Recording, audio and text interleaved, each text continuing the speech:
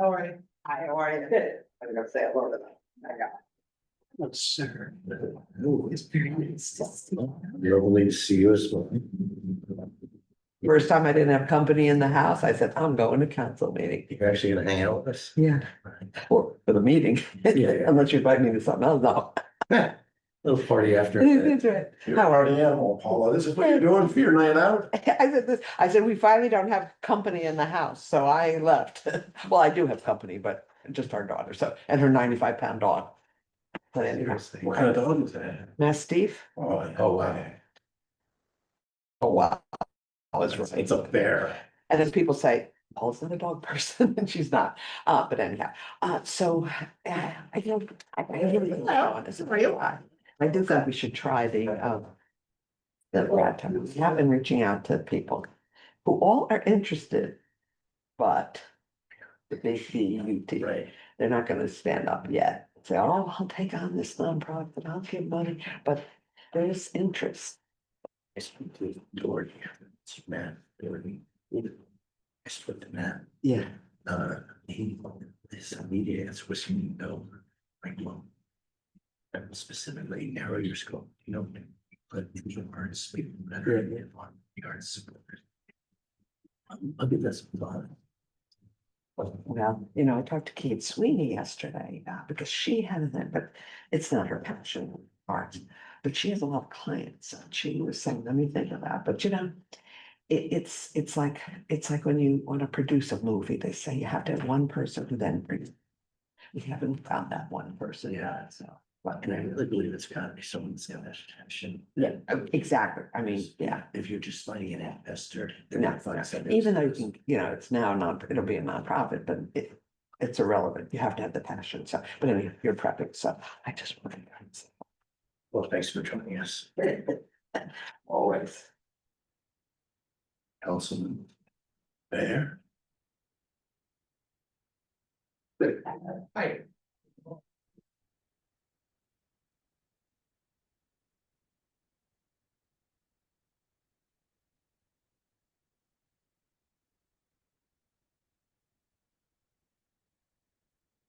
Fine room.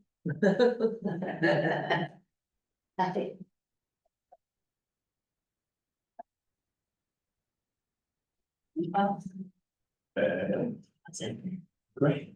And so it's very much her. Oh, yes. So, yeah, so, a bit fast personality. My, for like some of our, so that's small bit new. It's by the ocean. Yeah, block away. Okay. And, but it's unclear as to, what beach that Mary can't take it down, because she wanted to be married on the beach. She wants to be Yeah. there. So, but at the back, they have a garland, like they have a big, almost an all in that one, so they're big enough that would always be fun. So What's the date? the 26th next year, September September 26th. Okay. 26th. 26th. Very exciting. Yeah. Shut up. Right. Good. How was your morning? Oh, it was fun. Hey, before I forget to ask you, would you have any interest in reading the Turn the Town Field proclamation? Sure. It's for next month. Right, I noticed that. If you don't mind, that'd be No. great. It's very pleasant. I mean. It was pleasant. Yeah. Well, might be interesting. Like I talked about. We chatted. Yeah. We chatted, but. I just started. What's her name? Lori was actually worried. But her first comment, as I said, I said, hey guys, first comment was, you're just so, what are people saying about me? And I She's said, very personal. Yeah. well, later alluded to the fact that she knows what people say about her, hey, that's not. I said, hey, John. Well, no. So anyway, I said, number one. You guys always have a special place in my heart. We're so supportive. Two, I said, I love people. People just totally criticize all these new person, many don't ask questions. That you're seeing your problem, just be, Right. and then you want us to make sure we understand. That's wonderful. Right. Perfect. So we start out. with mutual. All the good stuff, admiration. yeah.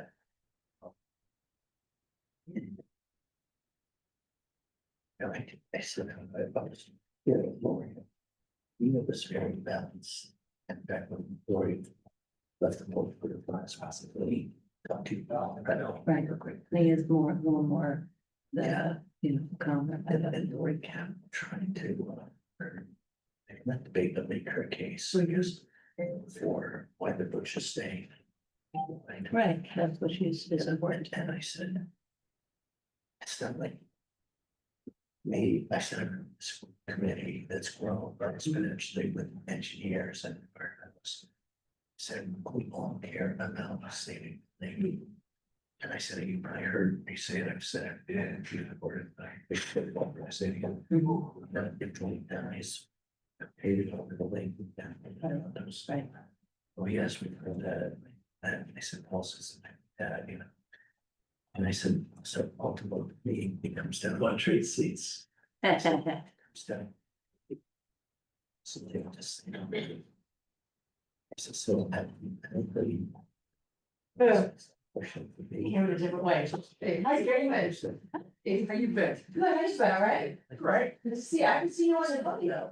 Yeah, I've been on the bike. Okay, you're on down Third Avenue? Yeah, once in a while. Once in a while? Yeah, not Yeah. much. Okay. Yeah, I said, here. I've been coming here because my hearing is a little. You know, it's not easy. Yeah, so. Okay, I'm Yeah. I'm glad. Yeah. But we got it covered, everything's going good. Yes. Yeah, missed you, but we got it covered. Yes, thank you. Yeah. And watch some signs. Hey, Hey, Paul, how you doing? Hey, man, how's it going? So good to see you. So. You guys, sit Rich, straight out of this. how you doing? Your session. How are you? Yeah, Paul, this was one on the task force. Oh, that's right. Oh, good, that's right. Where? Hey, how are you? Are you just, we're passing it out. Interesting, so you know, our guest speaker is here. Okay, and that's early, right? Yeah, well, yeah, We'll jump right into the workshop. well, don't we have to, identify- It's not, it's not. it's not where it's a present, it's a, what's a presentation. Right after this presentation. She given us the whole, You know, anything, and we're gonna. What is the date? Are you doing? Yeah. You read that, feel of it. Back and forth like that. But Yes. very convincing.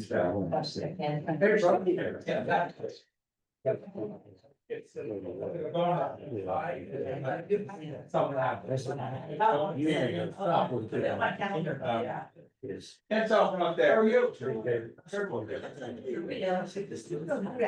But we need some wishing tree applications out in front here, because we're gonna get 70 trees from the street. So we're trying to push it as much as possible. I just wrote an article for the poster, and I'm like, oh, just stop by that, so like, it's not that. You have some applications, extended? Yeah, the wishing tree app, I can pull it up and just. It's on the website. How many copies here? Yeah, but you know what, I think there's a newer one, so maybe, let me have it. Yeah, well, send me whatever you want out there. Okay, good. All right, perfect. Hi, my jacket that I left in town's office. I know, well, this is a little more different. This is more like a bomber, like a motorcycle jacket. Yes. Yeah, got a little fling on it. Yeah, this is like a flight attendant kind of look, you know? And I used to go. Fly me away. Yeah, they always say, still used to this. What's on my seat? I'm like, oh. She's like, I was those coffee, just, she was warm. Look at that. And then, I like security. Yeah, and it's an opportunity to follow. Hey there. Shannon, how are you? Get my email this morning. I was at a training seminar. Okay. So I didn't check my email. Yeah, our anonymous friend, we came back. Something else. That's nice. I'll look at it.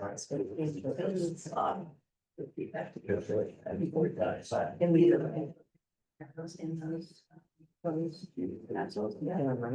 don't think it's those, they can hear. Yeah, little holes in them. Yeah, so that the water can flow through it. All right. Right. Finally, it was something that was lining up. That is really simple. So this is the first time. So I hate that. But that. What's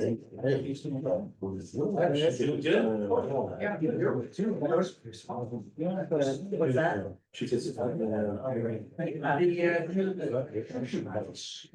But we have.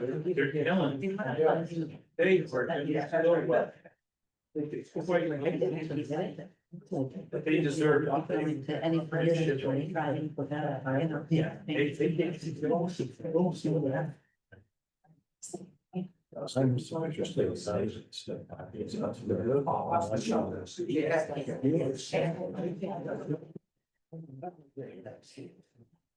It's built. When I went by, I asked somebody, they said it was very good. They said, come early. Well, everybody got the answer from the BWC. And then just whatever else, yeah, and the other stuff I know you probably have records of that one, I mean, you know. Number one, that's what you want, is what it is. Guarantee he'll go away. You know, actually, well, They did, but I guarantee he'll go after that. I'm getting my eyes done, these much as I was like, I said. Anyway. Yeah. I can't see him in the sun. He said, no, it's just don't worry about it. It's scary, because like, if something happened to this one, I'm. I said, I gotta do what I can. Can't do anything like that. I don't know anything like that. And they. No. Also, close. I know. But yes.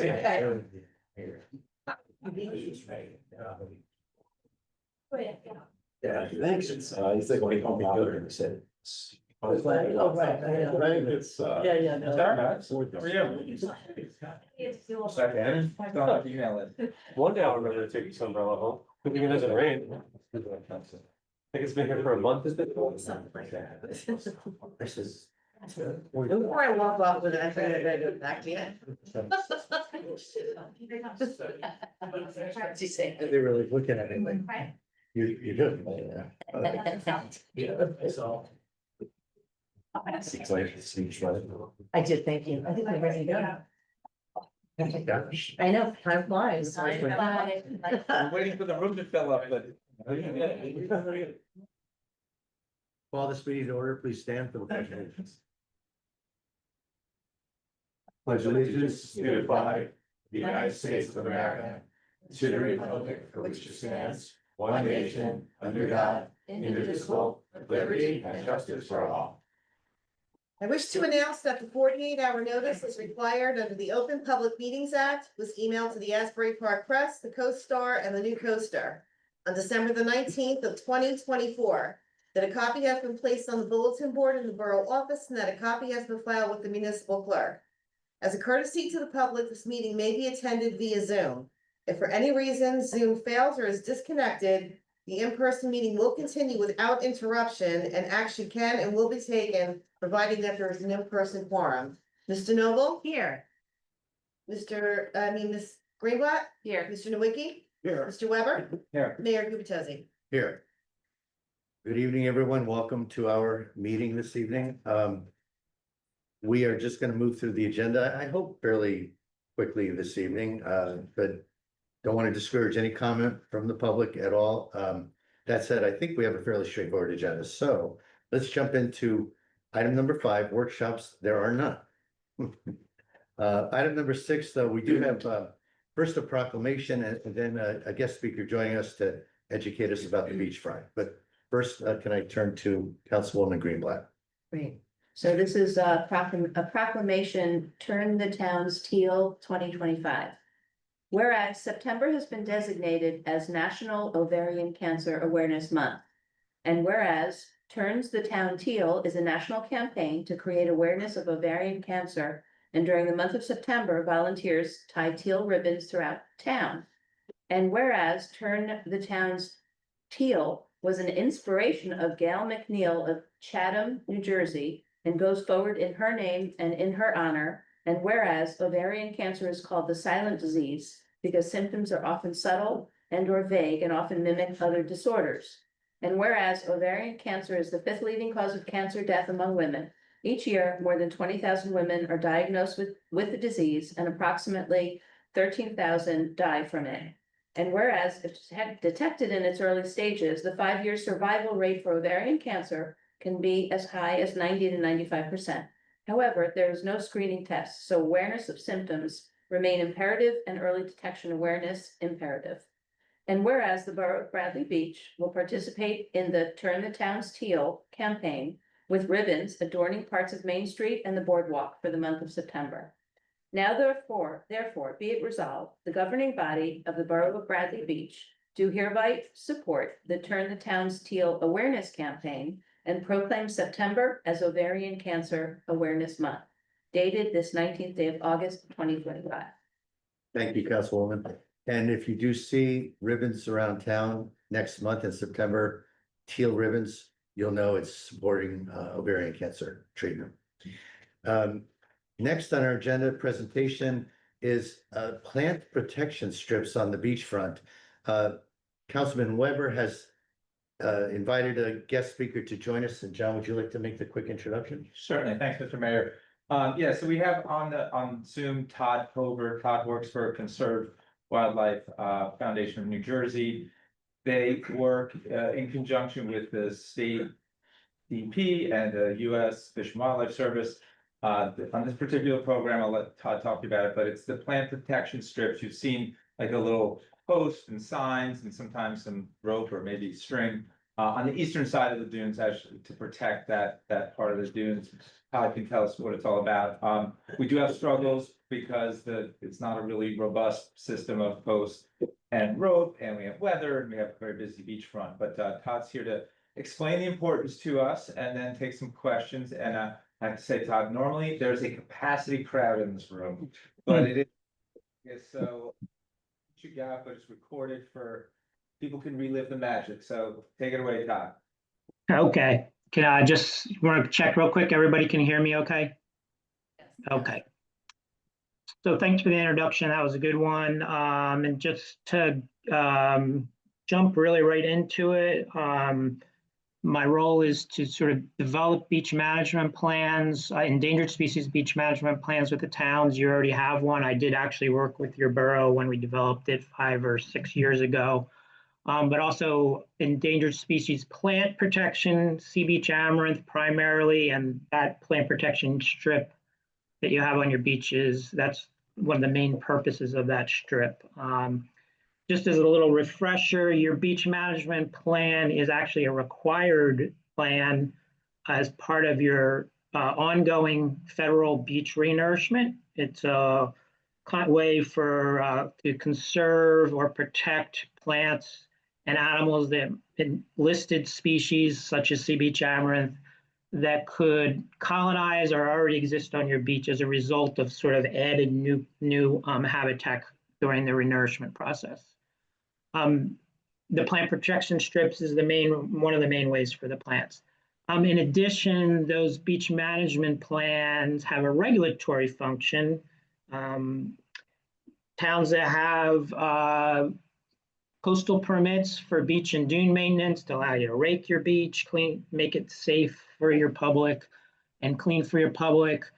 There are safeguards for endangered species in those as well. They're standard ones, but when you have one of these plans, they sort of supersede it and become the new standard. So just as an example, you're not allowed to drive or rake in those plant protection strips. So if you're doing that, you're not only violating the plan itself, but you're actually violating your coastal permit. So, it's in your best interest to implement the plans as they're supposed to be to avoid potential NJDP violations. So I'm not trying to scare you with it. I'm just giving you like the background of how that works. So just as an example, the plant protection strips in in particular, there's going to be years where you have no plants in them, no listed plants, and then years you may have several or a couple.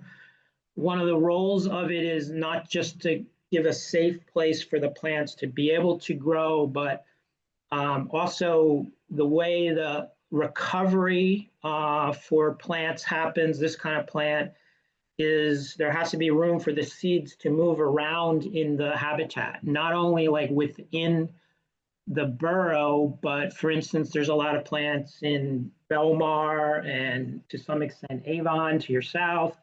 And the way that the plants recover in the large scale is the seeds have to have a chance to move around and land somewhere where they're not going to get run over, stepped on, raked by your raking machine. So the goal again is to give a safe haven.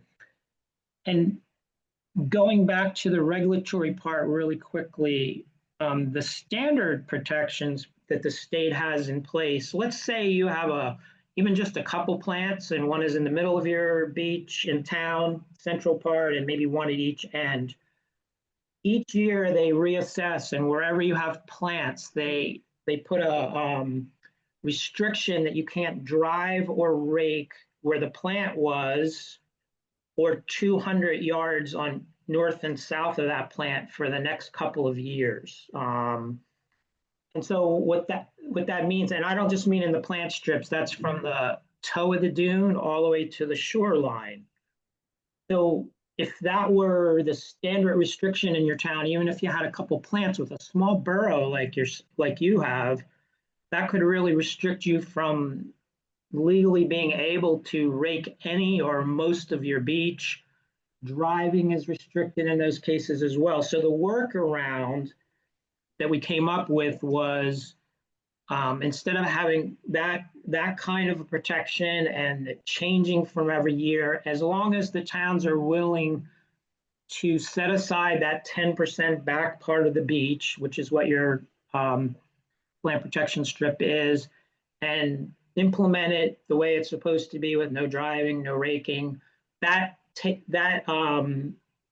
the place of that more stringent restriction. So there actually is, in your case in particular, I think potential big upside of the plant protection strip over the standard rules that would be in place. I think John alluded to one of the issues you're having. You have them in the back, and there was a third party, Raritan Valley Community College, that was contracted by the U.S. Fish and Wildlife Service to try to help towns transition into implementing these strips, putting the fence up for you in the beginning of the season and marking it. The idea, though, there was to over time transition that responsibility back to the towns, because ultimately they are responsible for implementing these strips and the beach management plans. And so I think, we're at a point where they've been doing it a couple of years. It's working okay, but they do not have the resources to come out frequently during the season to maintain them. They obviously need maintenance or they're going to, fall disrepair. And it's unsightly, and it's also, not as effective if it's not up all the time. So I think one of the things I wanted to re-educate you about what the purpose of it was, the background, and acknowledge that, we'd like to, one of my roles is to try to coordinate these protections with the local coastal communities. So we'd also like to start a dialogue to see if we can come up with a slightly better way or more effective way for you as a town to mark them and implement them in the long term. And that's kind of the gist of what I really wanted to say. I don't know if John has anything he wants to add to that, and then I was supposed to leave some time for questions if there are any. Thank you, Todd. I'm gonna ask a question just to make sure I heard you correctly. So if we didn't have these plant protection strips, if we did not have them, and this endangered plant, sea beach amaranth, showed up on our beach, we would potentially have to maybe have big sections, hundreds of yards wide, where there was no raking and no nothing for a couple of years. But because we have these plant protection strips, we don't have to do that big 100 yards wide, no raking thing, so it's really helping us kind of better comply with whatever the state rules are. Does that sound right? Yes, that's pretty much spot on. And you did have a plan. I mean, you've had plants off and on, but not many. I think you had, like last year, for instance. So yeah, that large no rake, no drive, not just no rake, but no drive on the beach zone would have been in effect for this year, for instance, if you didn't have the strips instead. Okay, so it's in our interest to maintain the strips and we don't have to do this more stringent thing. And another question, I had originally thought the purpose of these was to sort of protect the eastern edge of the dunes, so new dune grass roots can come out and kind of, fortify our dunes and build up our dunes. I don't think I appreciated that it was really about this one endangered plant, sea beach amaranth, but would you say it's sort of a side benefit that our dunes get to stay healthy on the important side, the eastern side where the ocean is? Because there's this section where there's no driving and there's no raking and whatever, sort of a side benefit besides the endangered species thing. Yeah, and every town has a different take on what they want on their beach. But yeah, I think absolutely.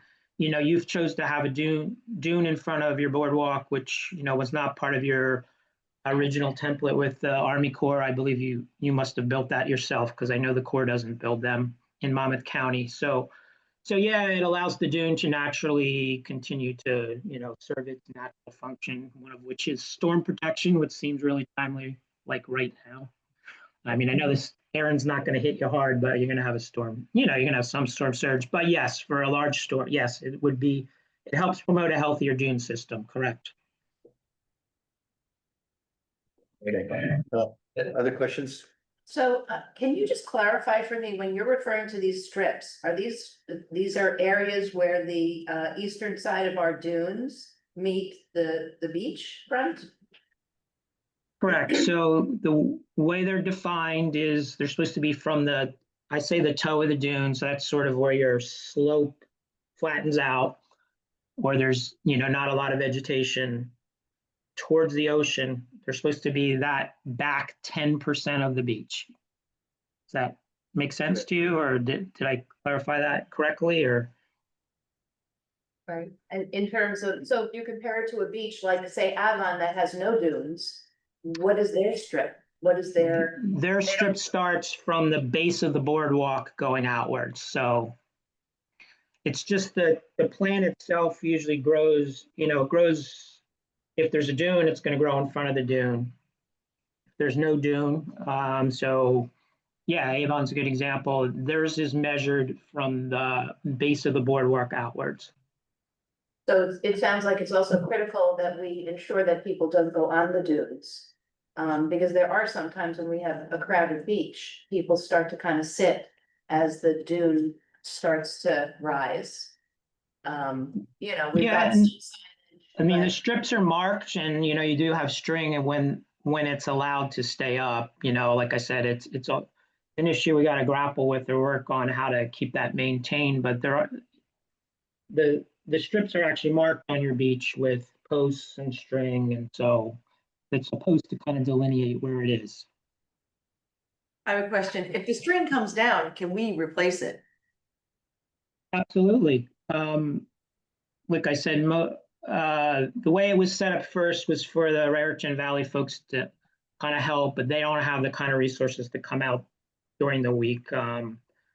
We have these in just recent, every town except, I guess, Allenhurst and maybe is the only one that doesn't have one of these plans. Like Asbury Park has one, and you can imagine they're having a terrible time keeping the string up too. So yes, yeah, we would encourage that, and we could probably come up with some better material for the posts and strings that would last a little better too. So there's some of the discussions we kind of have moving forward to improve it for you. It doesn't have to be maintained so much. Just to share one situation that we're currently in, we have a project that is going to replace the outfall pipe from Sylvan Lake out to the ocean. And DEP is managing that project. And right now, we're waiting for Fish, Game and Wildlife to come out and inspect the dune in the area of the construction. To verify that the Sea Beach Amaranth is not present. If it's not present currently, we'll be able to begin construction sooner. But right now, we are basically not allowed to begin construction until November. And so they're supposed to be out there like any day, like they've said by the beginning of September, they would be going out and doing an inspection. So DEP does take this very seriously, and it is a highly protected species. Do they just send you, Todd? Is that gonna be you doing that? Actually, they have a separate team that does that. I am kind of, I don't want to like say 100%, but I think they swept through already and actually there's like an annual survey that's done coastwide and they might have done it already. I do not believe they found any plants. We're waiting to hear. We're waiting. Yeah. So yes, exactly. So normally the growing season lasts to November 30th. It can, if it's not like frost. I mean, they just die eventually, or frost or tidal surge. So like some of the plants in Belmar last night were already washed out because of the tide. So, but nonetheless, yes, it's part of they're highly regulated.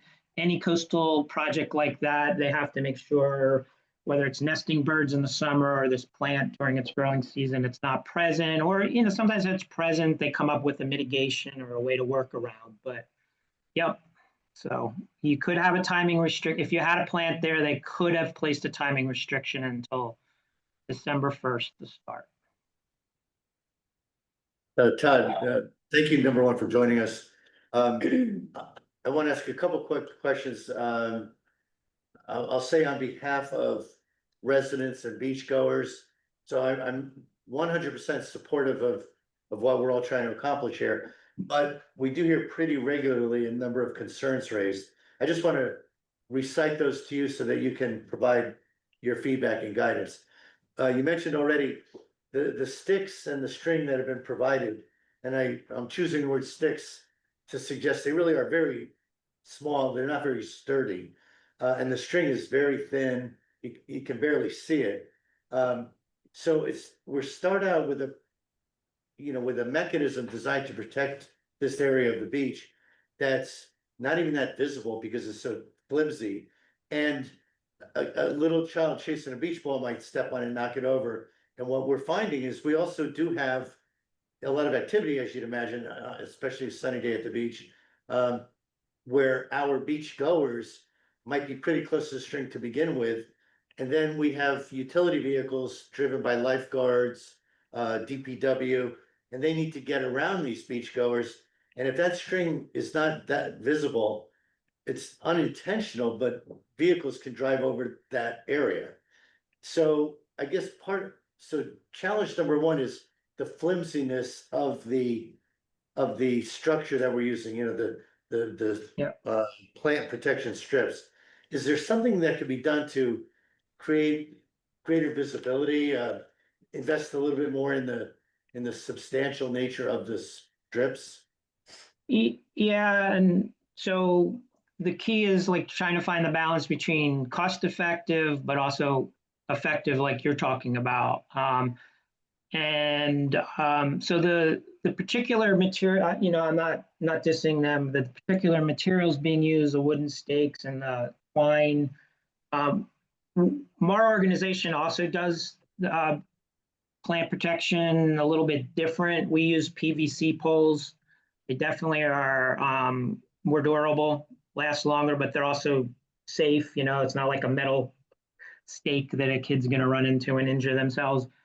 We use more durable string, and we put some flagging on it on the sections in between.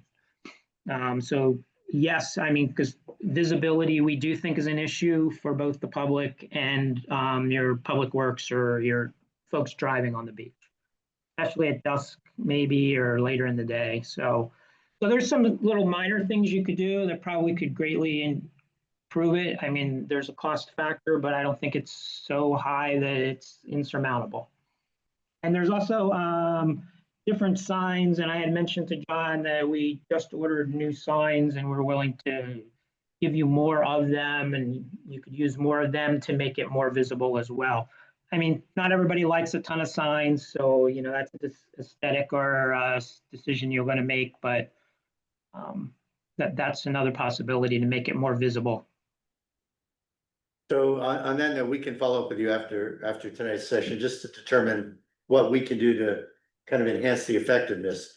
The other question is, the concept of protecting this area, I think everyone is unified in agreement that, you know, we wanna abide by those objectives. But the question that's come to me a couple times is, if some of is it Sea Beach Amaranth? Yes. The plant you're talking about?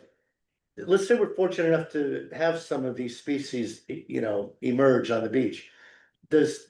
And now they're in that 10% area. And next year, do we rope off 10% farther out? Or how does the measurement process work? People Yeah, have it asked, doesn't, at some point, do we lose the beach? yeah, so let's say you have it and sometimes get it and then they get a plant kind of in the middle of the beach. It doesn't change the 10%. So that's what we agreed with you, and we agree with almost every other town. We know there's a trade-off. We found a plant in the middle of the beach, or, you know, we might put a little bit of fence, little triangle size of a dinner table or something around it to protect the plant. But then the following year, we don't, you know, add that into the protection.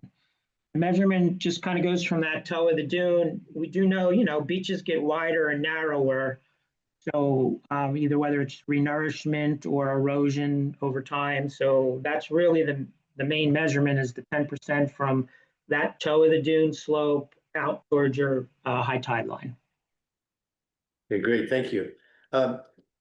Normally we hold questions until a little later, but while we have Todd on the call, anyone in the audience have a question for Mr. Pover? Mr. Klein? Over, Thomas Cohen, 612 Third Avenue. Are the existing stake locations reflective of the 10%? Yes. Yeah. I will say that's if they haven't been knocked down and then put back with that, you know, by like a well-meaning person. Yes, that's true. So, I mean, when they were originally staked,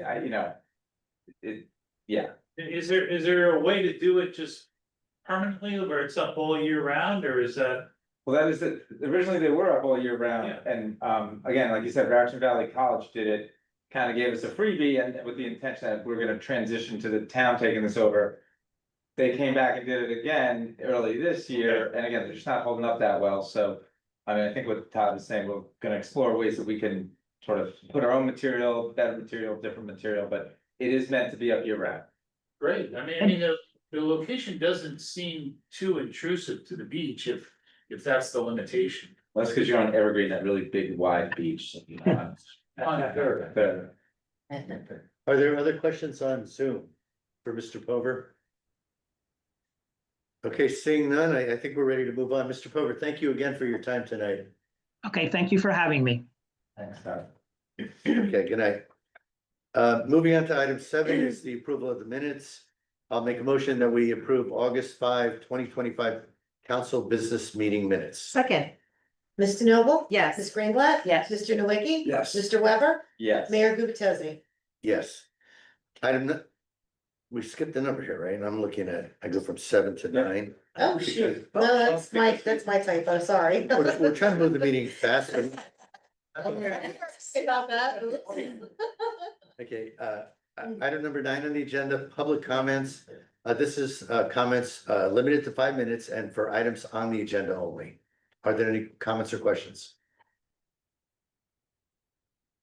Okay, seeing no comments or questions, I'll move on to item 10 on the agenda, which are ordinances. We'll start with three new ordinance introductions. One is bond ordinance 2025-26. This is a bond ordinance providing for sanitary sewer system improvements, appropriating $2 million for such work, our sanitary infrastructure. Any comments or Discussion on this item. Mayor, I'd just like to note that the purpose of this bond is to help support us to get a grant from the DEP and the Water Infrastructure Bank that will basically give us the $2 million and allow us to complete the design of the remaining portion of our sewer system from Fifth, north of Fifth Avenue.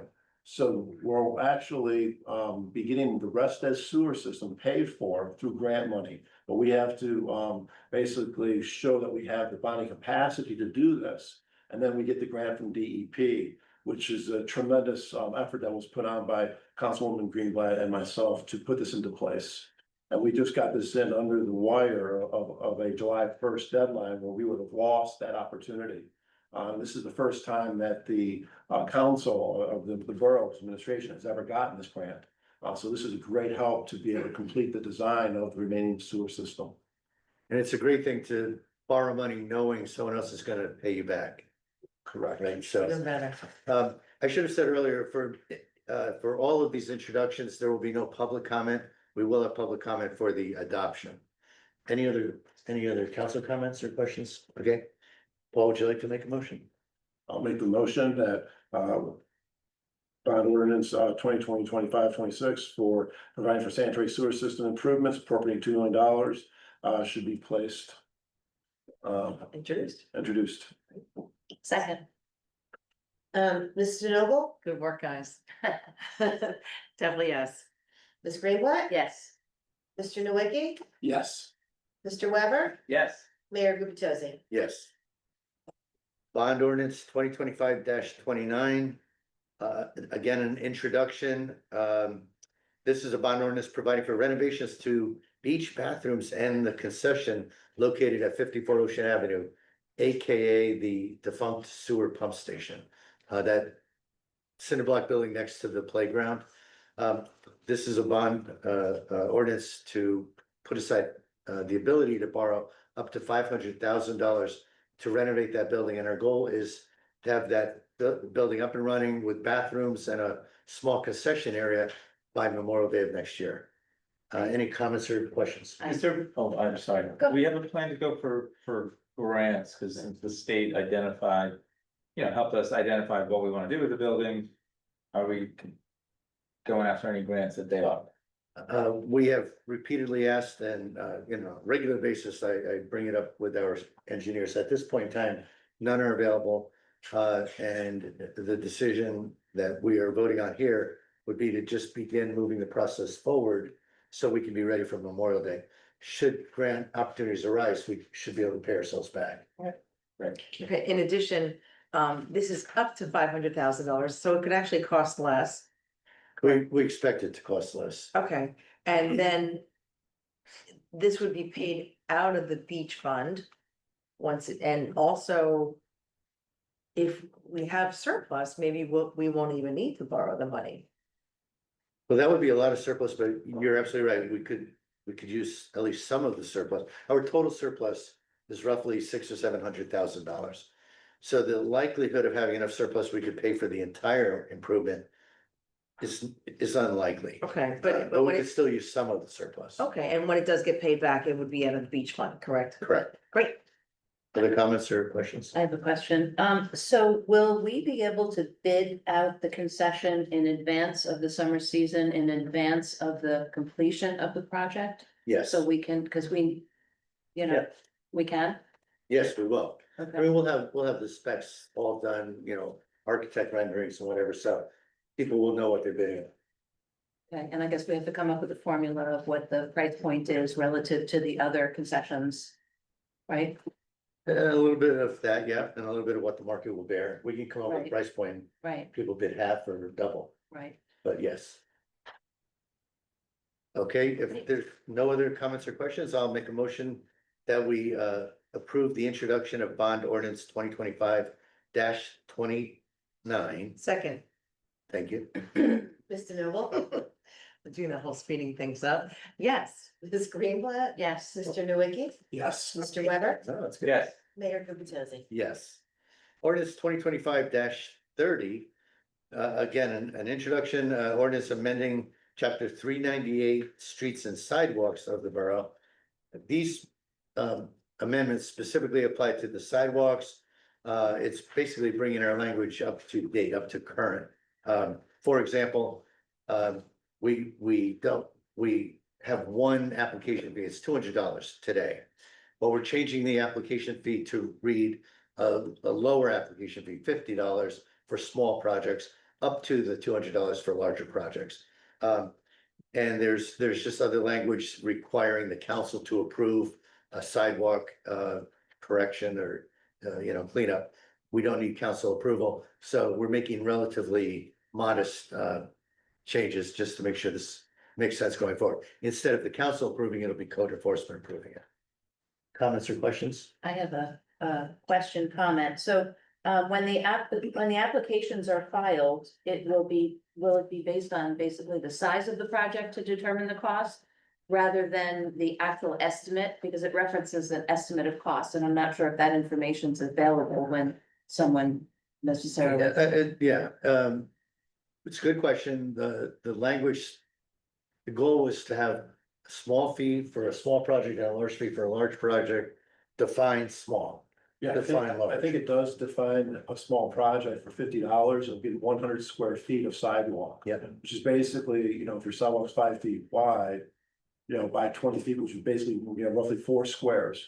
So, that would be a $50 replacement permit. And so greater than that would be the 100 square feet, it'd be the $200 fee. And what Councilwoman Greenblatt is referencing, we also say $1,000 for 100 square feet. Right. And the 1,000 is right now a term of art. I mean, with inflation, we'll probably have to change it at Right. some point, but for now, it's just giving people a rough approximation of giving them an opportunity to only pay $50.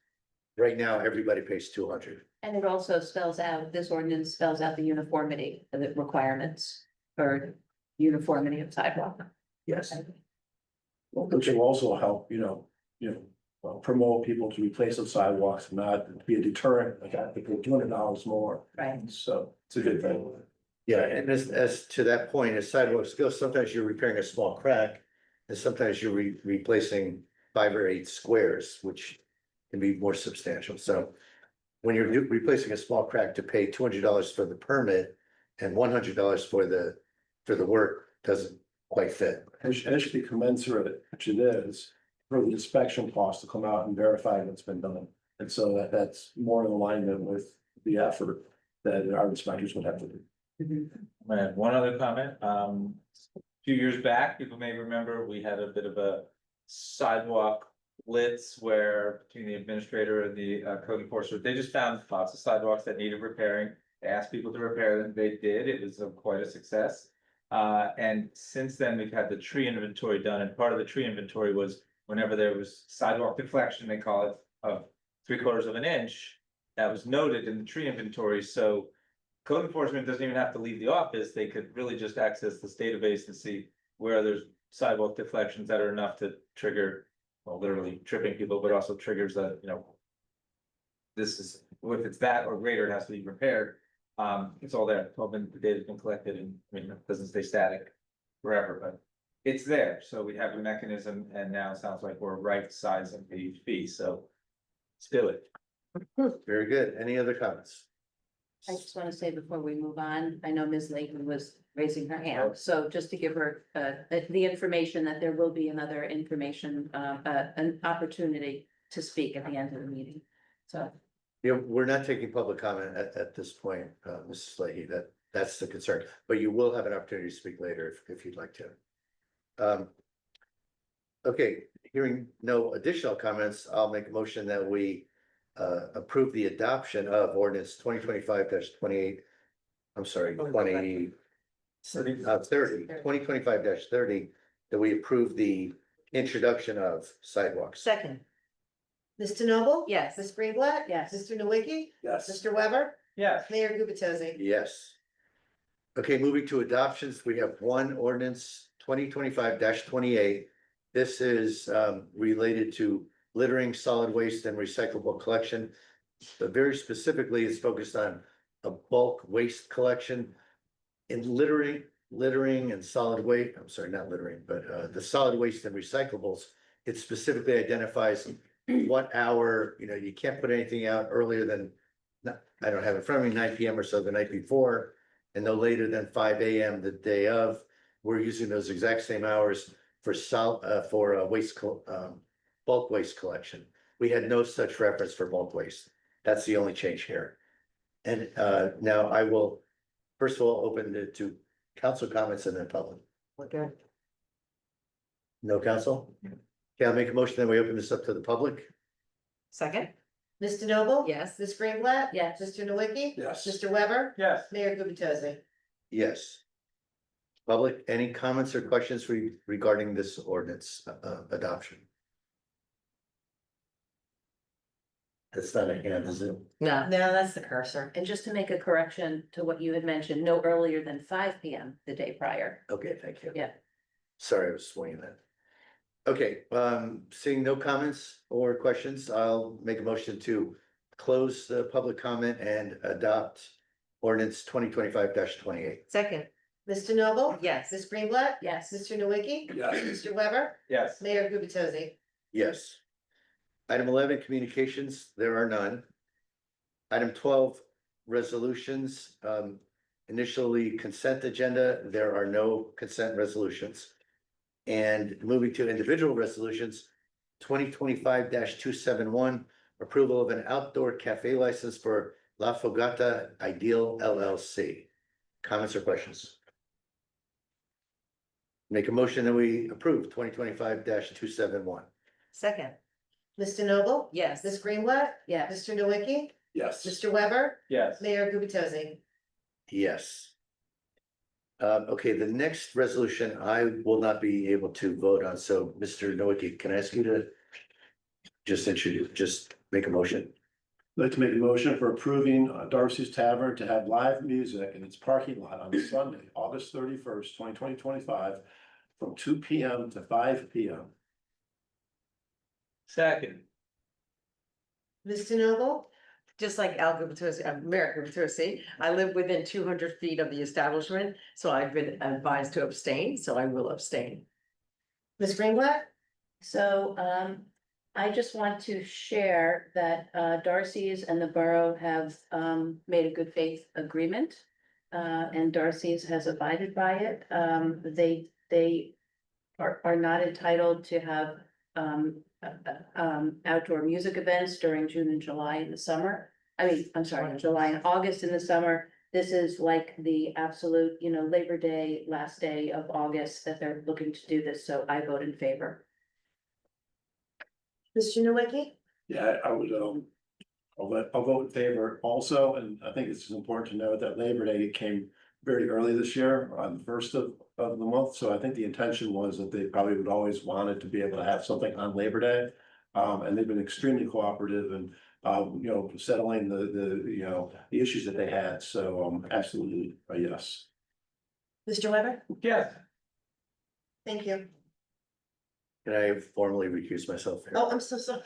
Mayor Gubatosi? I'm going to recuse, so, since I also live within 200 feet of the establishment. Thank you. Okay, back to me. 2025-273 is an amendment appointing Brian Curry as our part-time construction official and subject to a 4-year term. Second, Mr. Noble? Yes. Ms. Greenblatt? yes. Mr. Nowicki? Yes. Mr. Weber? Yes. Mayor Gubatosi? Yes. 2025-274, the item is approving amendments to the shared services agreement with the Borough of Avon by the Sea for engineering and construction services to replace Sylvan Lake Stormwater Alley Control Gate.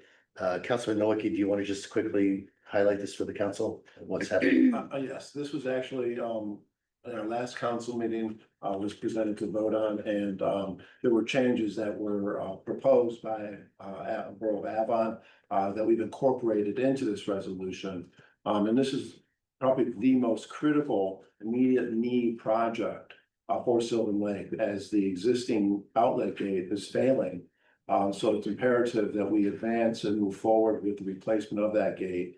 We are looking for, other ways to fund this, but in a worst case situation, we would have to either borrow from the infrastructure bank or bond for this improvement. And so it is a critical piece of our infrastructure, protect our homes and the lake.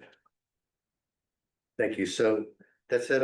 I'll make a motion that we approve 2025-274. Second, Ms. DeNoble? yes. Ms. Greenblatt? Yes. Mr. Nowicki? Yes. Mr. Weber? Yes. Mayor Gubatosi?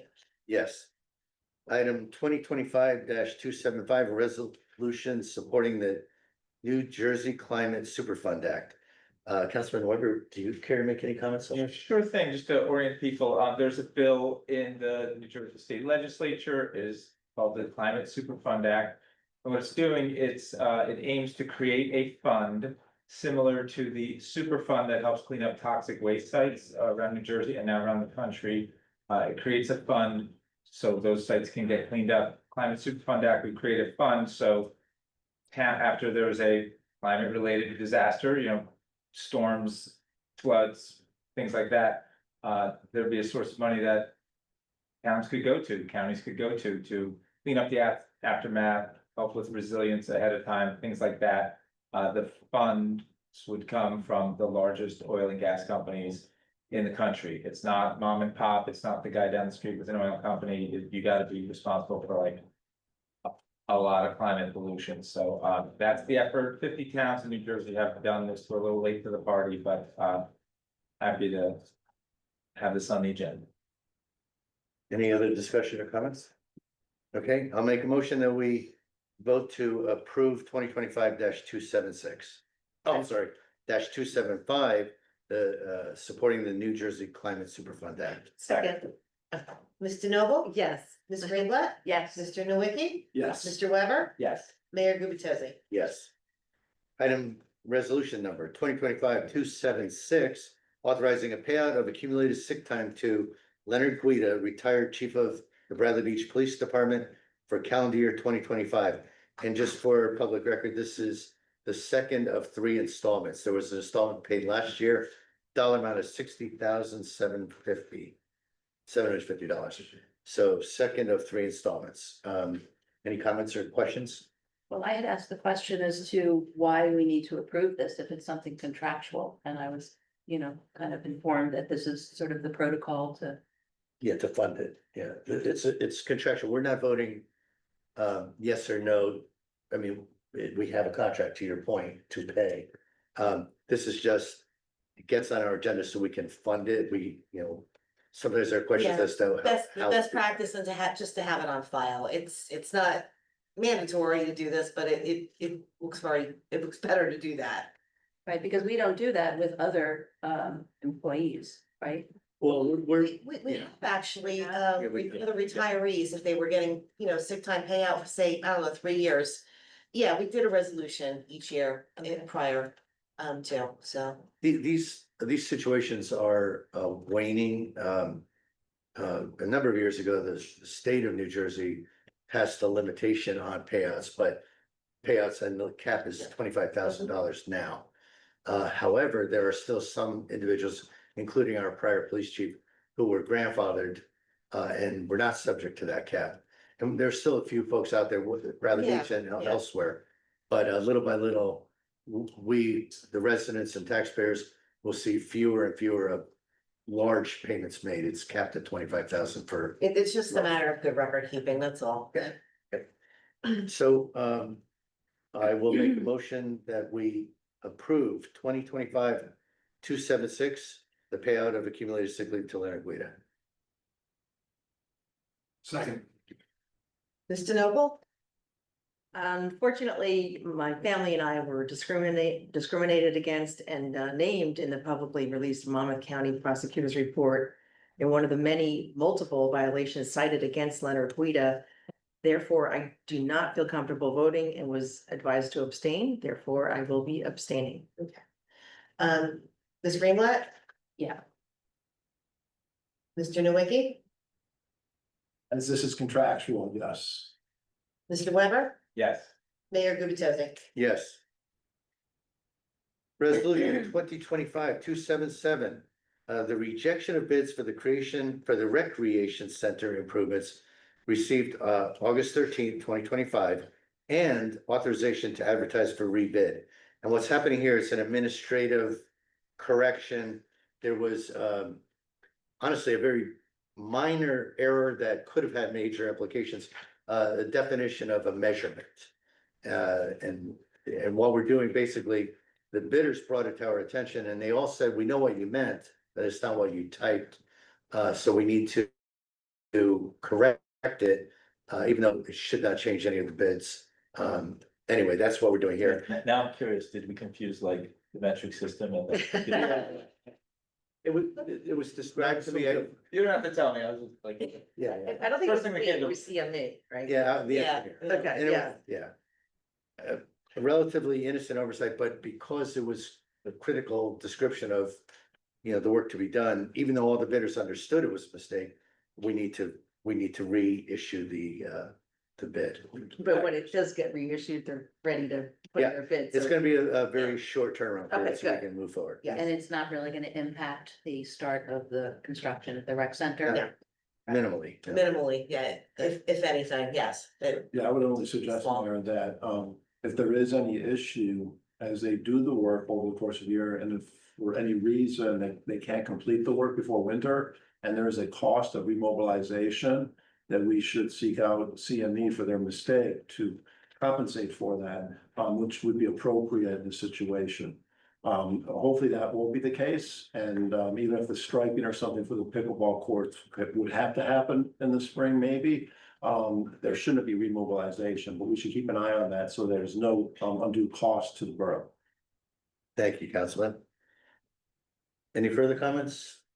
Okay, I will make a motion that we approve the resolution 2025-277, which is rejection of the bids from August 13th and authorization to advertise for a rebid. Second, Mr. Noble? yes. Ms. Greenblatt? Yes. Mr. Nowicki? Yes. Mr. Weber? Yes. Mayor Gubatose? Yes.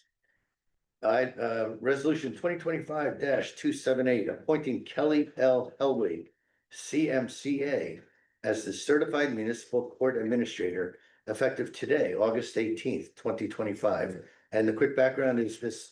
Helwig agreed to join us. She's served a number of years as the court administrator in Neptune City.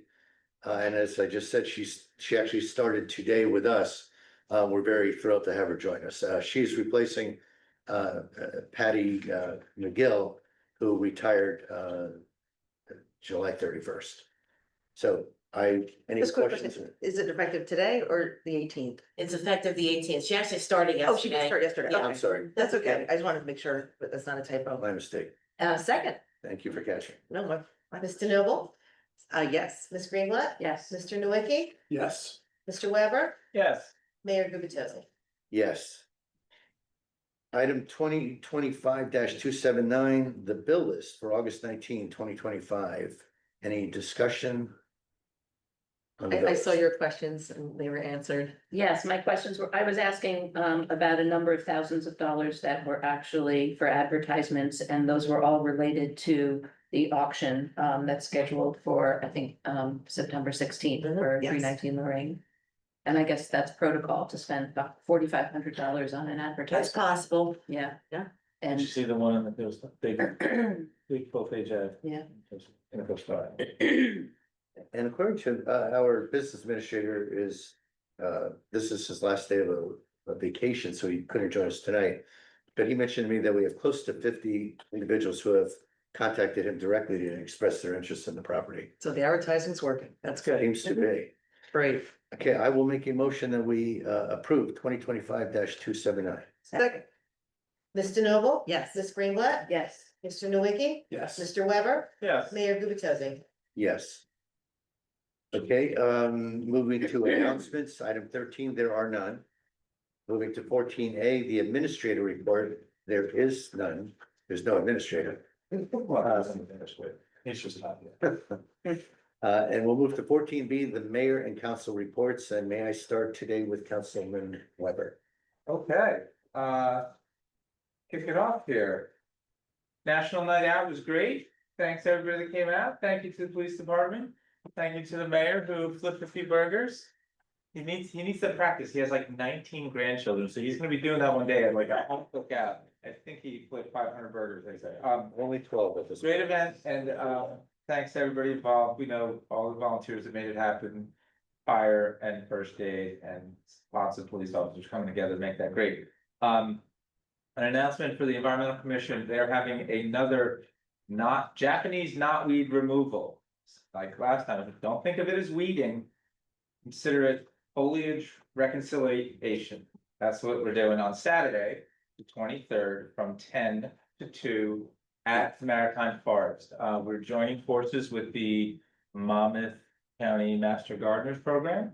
The weather is not supposed to be like 95 and humid like last time, so come on out. Well, we're actually just cutting knotweed, we're not pulling. We're just cutting this one invasive plant that's kind of the section near the lake. The rest of the Maritime Forest is good, right near the lake, a lot of knotweed. We're gonna cut it and bag it, and DPW is gonna help us out. Take that away, so thanks to them. Speaking of DPW, the sharing shed, I believe, is going well. For people that don't know, it's a little shed down at the DPW yard down Main Street. You have good, usable, clean, working items that you just don't want anymore. You can put them in the shed.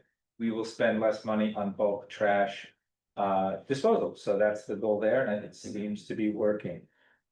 Speaking of bulk trash, I just have to say, I'm really glad that we don't have these really regular bulk trash days all over town. Whenever I drive through Neptune and they're having bulk trash day, I'm like, it looks awful. And sometimes it stays out there for a week. So I'm really glad that we don't have these massive bulk trash days. We're finding other ways to deal with that. So, really appreciate that. Sometimes good things happen, and sometimes it's pretty easy. You just ask. And I got wind that they were trying to figure out the numbering of the new houses that are gonna be on Lorraine Avenue.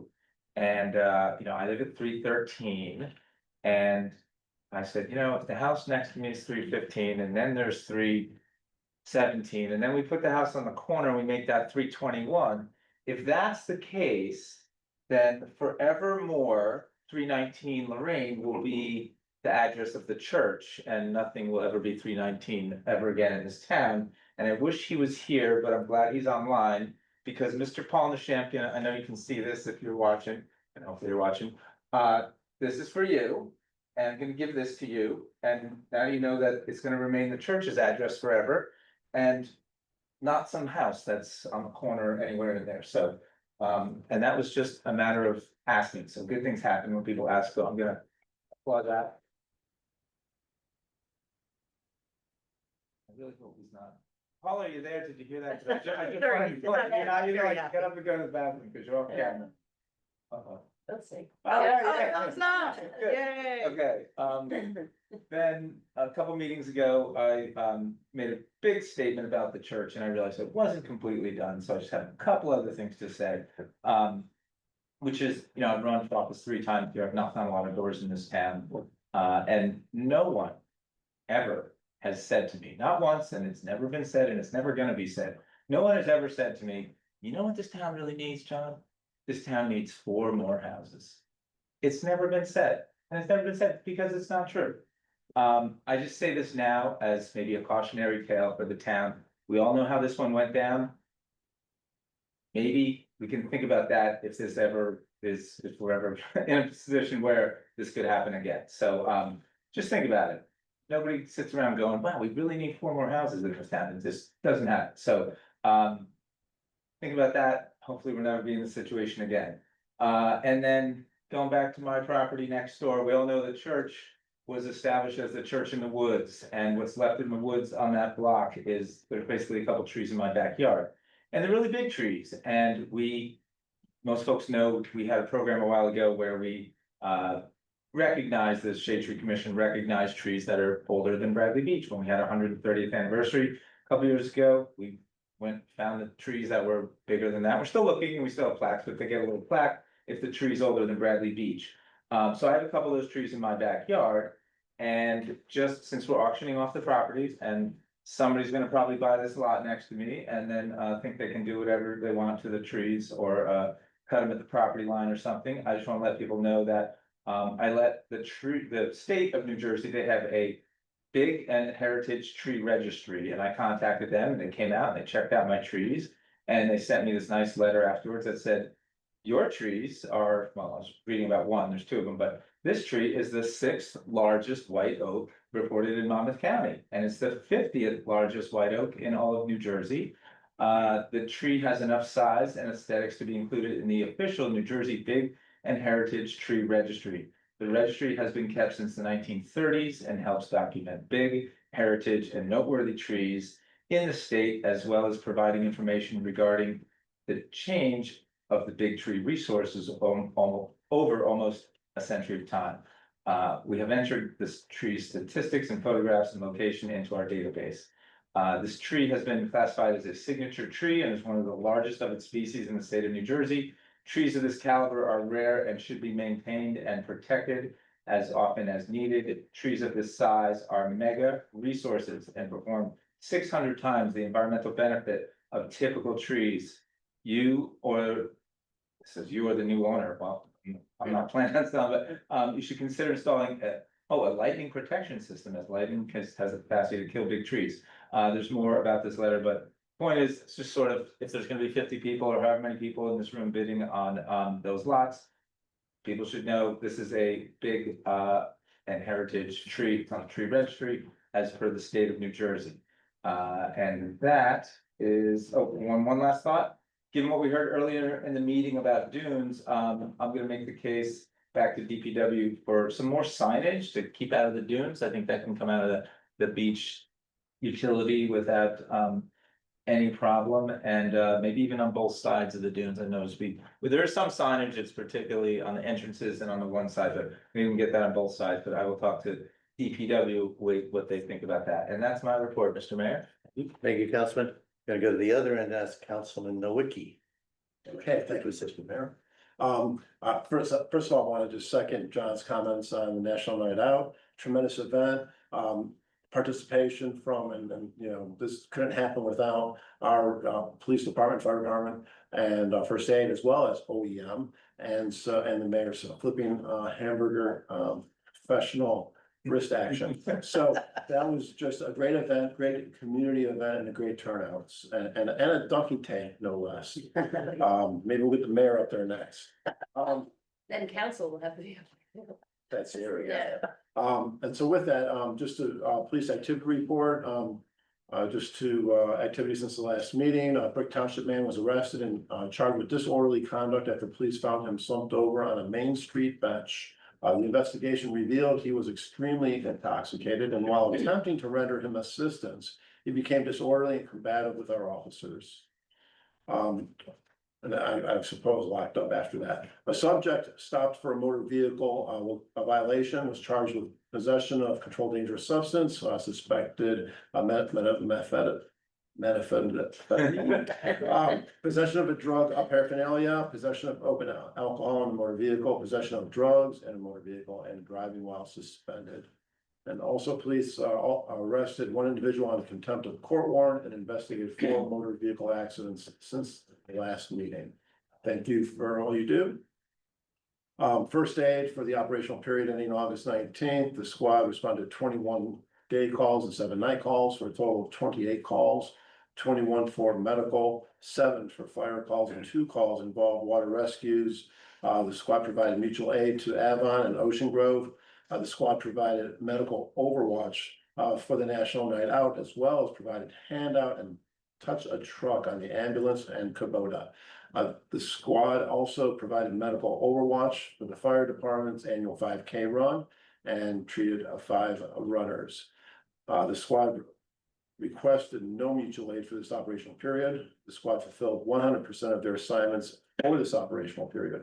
We are still looking for volunteers. The first aid squad, we offered free training for qualified individuals. Anyone wishing to volunteer for first aid squad, applications can be found on the borough website. Just to mention, I do not have a fire department report, but again, the 5K was another resounding success. A lot of work for our municipal support teams of the police and fire first aid. A tremendous job closing off all the streets. And this is really an important community event, and it was well attended, a great fundraiser, and just great for the community.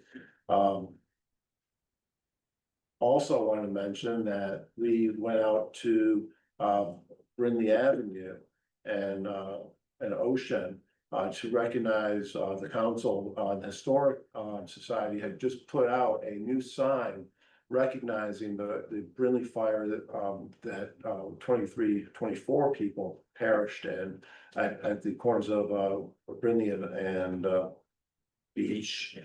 I guess the address is 200. I mean, very solemn event, but it was monumental for this the state as well as the country. As many of our, including our first aid chief, John Zach, that was at the location at this fire. But it had, without question, revolutionized, changed fire safety laws across the country, all because of this incident. And the response, as I learned, was tremendous from our and the neighboring fire departments.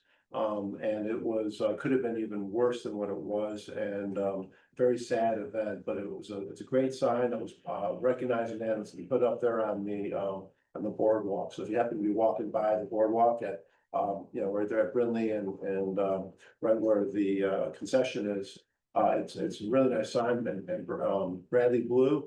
But it's really an important historical event, very solemn, but it truly made our life and the world safer as a result of it. So, and then the last I'd like to report on is Sylvan Lake Commission is meeting tomorrow here in this room. So please come on out and participate if you want to hear about the status and what's going on with the projects and the Lake Commission. We are also looking to save the date. We're looking at a September 8th community information center that would either be here in Borough Hall or perhaps over at the firehouse. We're trying to work out the logistics of the space for Monday, September 8th, and the time to be announced.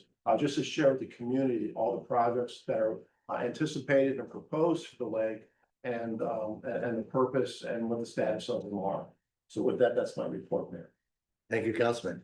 I'm going to turn to my right and ask Councilwoman Greenblatt to present. Thank you.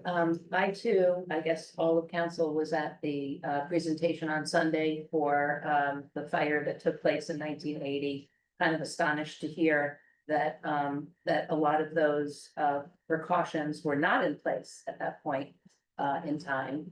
And also, interestingly, Bradley Beach had two fire stations. One was on Evergreen in the 500 block, and then the other on Main Street.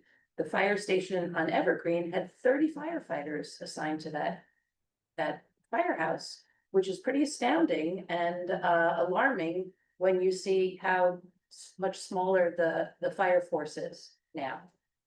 So if for those who are interested in that sort of thing, really encourage the going forward to participate as a firefighter.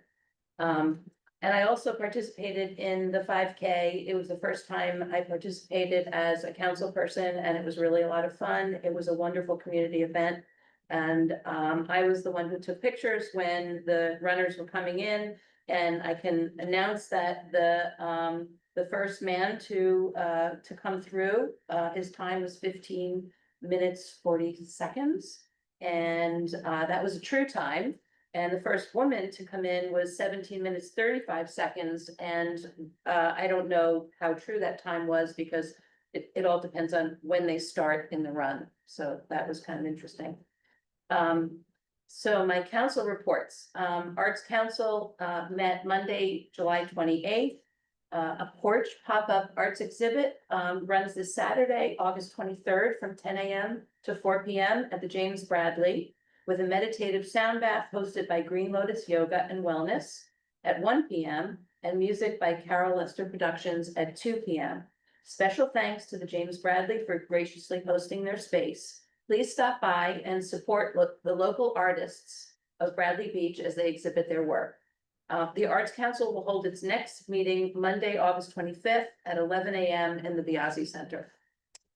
The Fletcher Lake Commission canceled its August meeting. A Fletcher Lake cleanup will be planned for early October, so keep an eye out for details. The commission will next meet on September 11th. And the Recreation Board met August 18th. A banner summer is now on the books for the Bradley Beach Rec Camp as campers celebrated their final day last Friday, August 15th. Camp ended on a high note with rides, games, and food for all the families to enjoy. There were over 250 people in attendance, with new campers ready to sign up for next year. The camp counselors did an outstanding job stepping up to the task of such a large increase in campers this year, and Recreation is so thankful for their hard work and dedication. And ongoing and ahead, Mahjong Open Play runs every Friday, 1 to 3 p.m. at the Biasi Center. Salted Soul Yoga continues throughout August. Check the yoga schedule on the Recreation webpage for details. And note that the Senior Club meets up again in September, Wednesday, the 24th, from noon to 3. Their meetings take place on the 4th Wednesday of each month at the Biasi Center. The Recreation Committee was busy filling 125 backpacks this past Sunday afternoon in preparation for its 4th annual Back to School Bingo, held at the Rec Center that evening, August 17th. Thanks to the community for donating over 1,000 school supply items. Every child in attendance went home a winner with a full backpack of school supplies. Each of these students are starting a new school year off on the right foot because of the amazing generosity of friends and neighbors. All remaining backpacks and supplies will be given to the Bradley Beach Elementary School to continue to support the kids and teachers throughout the year. The Rec Board's next meeting is Monday, September 8th, 6:30 p.m. at the Rec Center. And that's my report. Thank you, Councilwoman. Council President DeNoble. Thank you, Mayor. So the Board of Ed will have a meeting tonight, so I'll report on that at the next meeting. The tourism had, the commission had a meeting Tuesday, August 12th. They discussed the QR code. That's the code that you see at the beach. They had almost 1,000 visits on that code. And if you want to guess which restaurant had the most hits, anybody? Finn's, followed by the Butter Biscuit, and then the Del Ponte's, and then Darcy's. So huge success. Speaking of huge success, we are like a music hub. Everybody has been talking about this.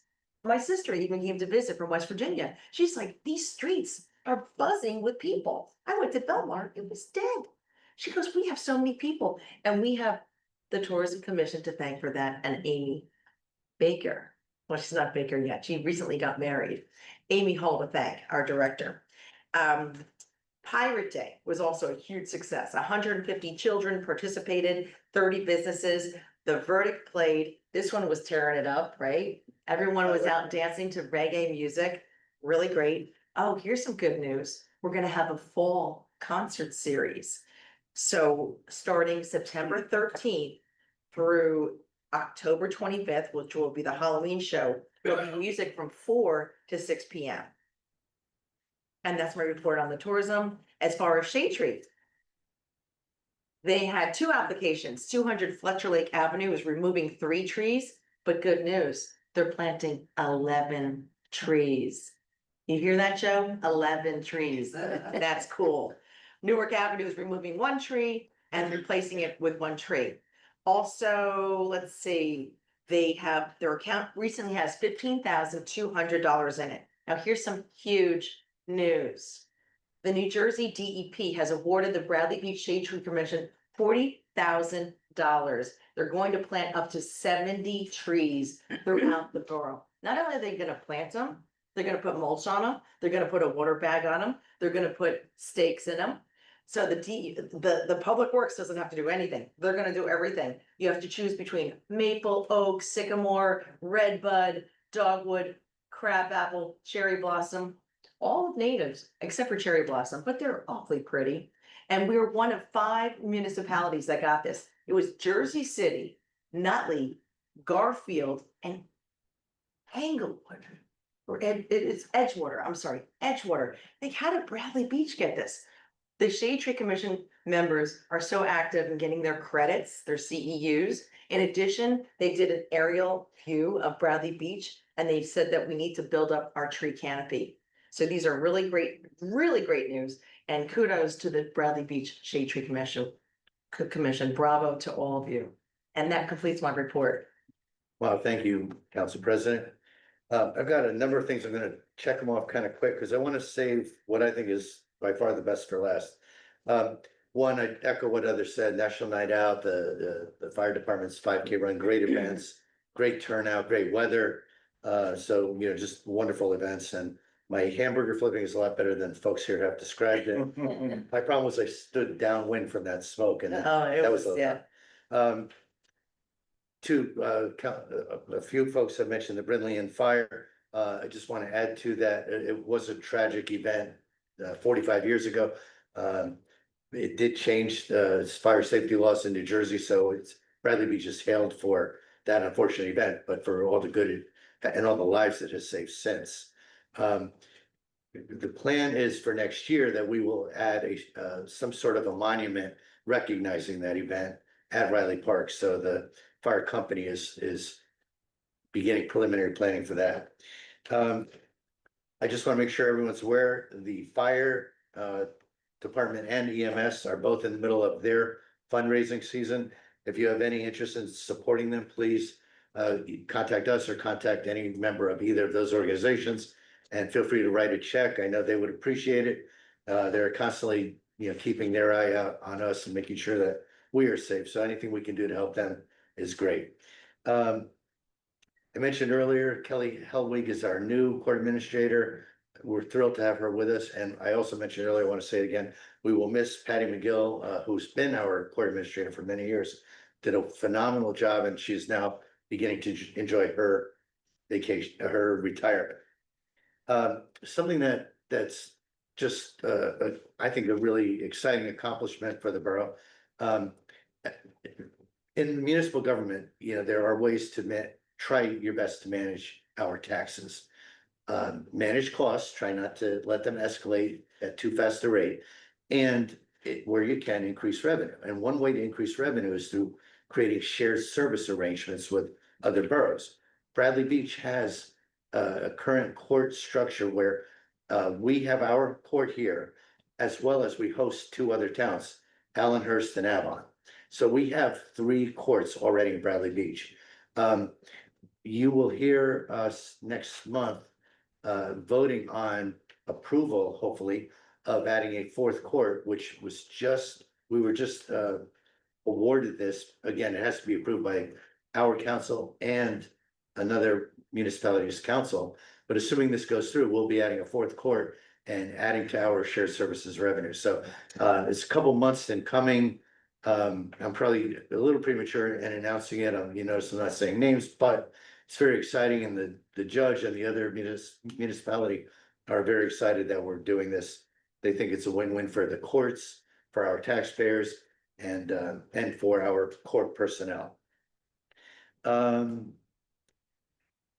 Hurricane Erin, hopefully disappears out in the middle of the Atlantic, but I just want everyone to know that we've been in regular contact. And when I say we, OEM, our police, our beach manager, our lifeguard manager, and our DPW. Beach is going to be red flagged. People will not be swimming over the next few days. There's a surf camp that actually held class yesterday, but has closed for the rest of the week.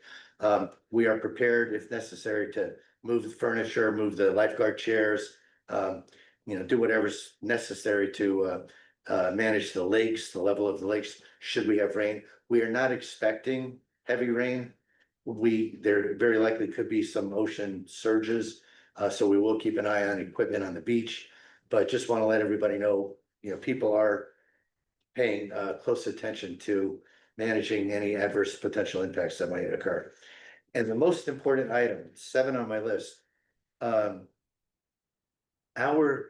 head of our lifeguards, Michael Rosenberg, shared an email that he received from a mother. I get choked up every time I read this thing, so I'll try to, if you're a parent or a grandparent, you'll appreciate this email. Again, this was sent to Michael Rosenberg, the head of our lifeguards. On Friday, August 8th, my friends and I brought our children to Bradley Beach, and we positioned ourselves in the area of the beach right in front of the mini golf. We're not super familiar with Bradley Beach, but we have been there a few times. The warning flags were up and the waters were rough. As the day went on, I noticed children and adults getting farther and farther into the water. My 10-year-old son was one of them, along with his two friends. At a certain point, he was hip deep, and I positioned myself at the water's edge to call him back. Within seconds, the three of them were being swept away by the rip current, and I ran in after them. Every wave that crashed on me knocked me further back, and I felt more helpless than I've ever felt in my whole life. I didn't want to go underwater because I wanted to keep my eyes on their bobbing heads. Two lifeguards came running out and literally saved their lives. I have been so stunned since that moment to even think about it, how to thank or how to even reach them. I don't know if it's possible to track down the two lifeguards to save my 10-year-old son and his friends, but if there is, please tell me that. I could never repay them for what they did for us that day. I will never take the ocean or lifeguards for granted. I hope this email finds its way to them because I've relived these moments in my head every single second of every day since it happened. In fact, if there's a way to mail them a token of my gratitude, I greatly appreciate an address to send it to. Thank you very much. And obviously that's, super powerful from the heart of a mother. But it also just goes to show something that we possibly don't appreciate as much as we should, and that's the phenomenal work that all of our beach employees do, our lifeguards. They truly save lives daily. And that's just a powerful description of what one mother went through as she thought she was about to lose her son. So I share that with us so we all just, take a moment to thank these people and appreciate what they deliver to Bradley Beach. So with that, I will close my comments and we will move to item 15 on the agenda, which is public comments or questions.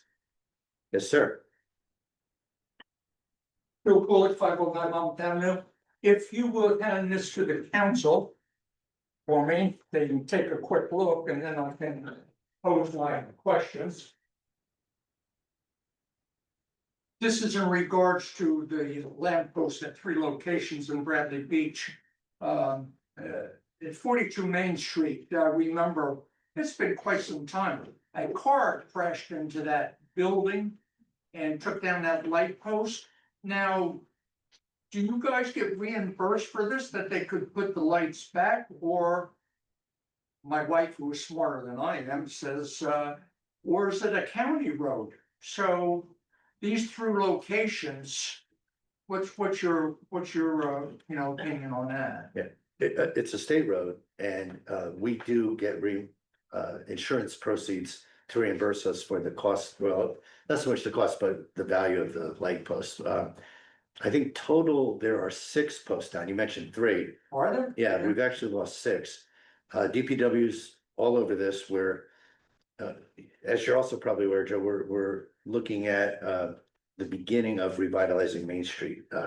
We have a $1.4 million grant, another $1 million of bonding aligned. So over $2 million to begin the process of renovating Main Street, pavers, streetlights, benches, things like that. What we're trying to do is identify the style of lampposts that we're going to use for all of Main Street and secure at least 6. And I think we may go as far as 8 or, oh, by the way, they cost approximately $13,000 a piece. So at a minimum 6, but what we want to do is we don't want to replace those 6 in somewhat random locations, making the rest of the street look odd. So there may be a couple locations. In fact, a few of them are on one block. In that one block, we may do all the lampposts. But the goal is to have that done fairly soon in the next few months. The challenge being, 1, we have to secure the lamppost. 2, there may be like 88 grading that has to take place for the pavers. So what we're going to do probably is put these lampposts in, even though in the fall or spring, we'll probably be ripping up some of the sidewalks and regrading them. But we're going to do it in a way that we can use the lampposts. We can move them, put them back. But we are aware and there's a plan in place. Yeah, it's just been a while. I thought they would have put all the lights back, that's all. Last question, USA 1 or Bradley Auto Parts. Do you know the intent of that building? I know the owner lives in Ocean Grove. But, you know, that place is a little ratty looking. There's a tree growing inside the store. And, the sign itself, half the letters are missing. I mean, can you just take all the letters off? When you drive into town, you start seeing a building like this, it's a little, I don't know, maybe to me, it's more of an eyesore. Yeah, I'm a little picky because Jane knows I ride the bike all over town, so I'm always looking at these little odds and ends, and that's why I brought this up. So thank you for letting me voice my opinion. sure. And that property, US Auto Parts, was actually, you may not know this, was acquired by the car wash. They do have plans for that property, but we can still reach out to them and ask them to do I something. don't know if it was gonna be for sale, or I mean, it just seems. to It's sit sold, there. but you make a good point, just because they're not running their business out of there Yeah. anymore, they still have obligations on property maintenance and Yeah. whatnot, so we should have them keep it. We will have code follow up. Okay, thanks, guys. Ms. Leahy,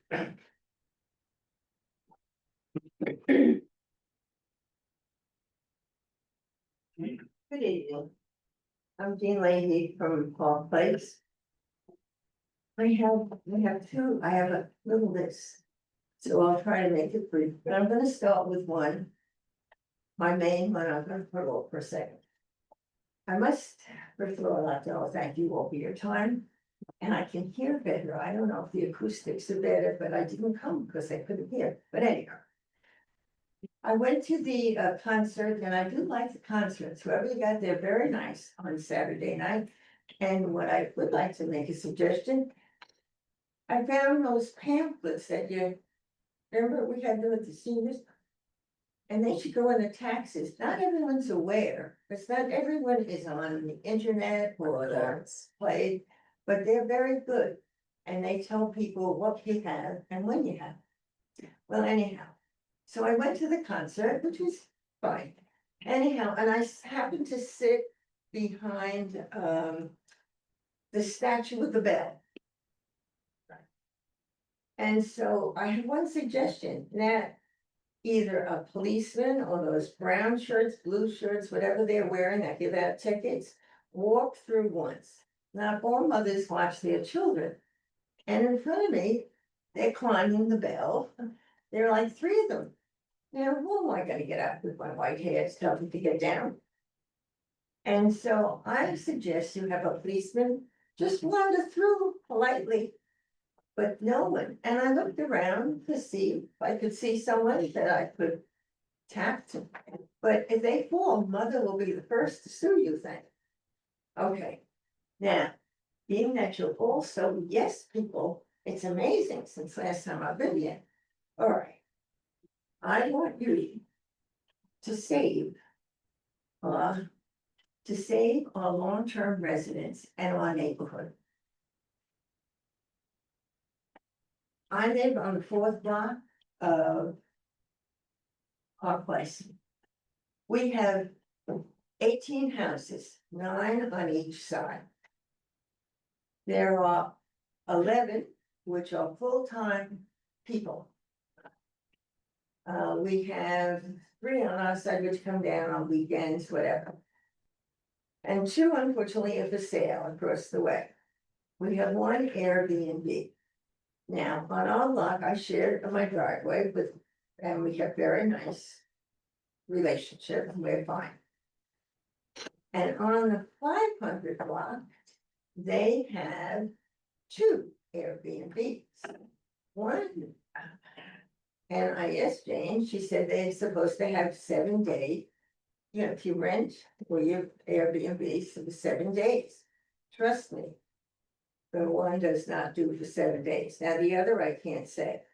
And also on the 500 block, they have more apartments, you know what I mean, the houses, so they have more cars. So when there's an overflow on their cars, they come over, which is normal, it's a public street, I get that. But so the 1 Airbnb, we have their full-time all year. And they're people don't know how to park, they just park. Oh. want the lines either, because then I think we'll lose. But anyhow, I want you to have an ordinance to save us. We live here all year round, we pay our taxes. And we deserve as much right as these people coming in. Now, they lie, everyone lies. So, but I want you to try to figure out a way to limit on each block. It isn't fair to have us all loaded with Airbnbs. Because they're not neighbors. They're in and out. And when you live by yourself, it's kind of frightening sometimes. And so I would see if you could help us out, because we live here, we like it here. And that's it. I want to have two, being that I got humans. I have, these are my opinions. And I've lived here for 25 years and I like it.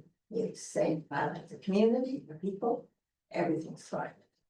But I want to, I do not like coming down my block and looking over. And June, and it's there, right? Those apartments. So and I hope whatever in the plans for this town is, it's a nice family town. I don't want any hotels, and I don't want you to put any more things on our end of town, where the south, and every town, there's one inside better than the other, bigger properties, I get it, that's the way it is. But don't overload us. Okay, and leave the boardwalk alone. And your concessions, we don't need smells when we walk the boardwalk. People come down just to relax and enjoy the ocean. No smelly food. Mrs. Leahy, And Mrs. the Leahy, ocean speaks for itself. Mrs. Leahy, you're out of time, but can you just wrap it up kind of quickly? Thank you for your time. No, I didn't mean to cut you off. I just wanted you to. That's it. That's Oh. it, okay. Okay, But great. I did have, a tree. I want the trees, being that we got this grant. Trees were taken down on, Brinley, no, okay, by Fletcher Lake. Remember they took down around three Lake Terrace. trees? On one side of Fletcher Lake, Oh, Fletcher. before the bridge, yes, put a few trees there. I love. thank you, I love your idea. Ms. Thank Leahy, you remember that at least three people up here voted against putting, making our zoning so we could have hotels and motels on Main Street, so that was just last year? Yeah. the year Yes. before. Yeah, we can't have. them. That was Right, and actually- so there were some people that wanted that, and this council went the other way on that, just so. We're gonna stick to it. And we're also Work on working, my Airbnbs and, we're also working and trying to understand the degree of Airbnbs within the borough. We've hired a company that's actually doing that and but look the forward. thing is, people don't gonna tell you, see, and there are. We're finding them. And so everyone's aware, but it isn't fair for us who live here because it makes you uneasy. I'm almost tempted to get a dog. Okay. You can have mine. You You like chihuahuas, right? That helps. Oh, yeah. Regarding Airbnb, we do have an ordinance in place to, attempt to manage them. To make sure they follow rules and what have you. But many people don't report that they are running an Airbnb. And we did, as Councilwoman Greenblatt just mentioned, we did hire a company called Granicus. And they monitor websites. They find people in Bradley Beach who are renting out their houses or their apartments. They identify them to us. We match all the people in Bradley renting their places in short-term rentals. We match all those rentals against the people who have given us their name as a landlord. And in fact, we have a large number that we've identified that did not report themselves as landlords. And our code enforcement is following up with them now. We're gonna send out a letter telling them they're in violation and we are going to manage them aggressively. So took us a while to get to this point, but we're getting there quickly. Can we have them actually post the information on the Airbnb website? I mean, that the rentals are 6 nights, a minimum of 6 nights On the website. on the Airbnb listings. Because I think that it's very likely that there are lots of Airbnb rentals that fall under the 6-night minimum.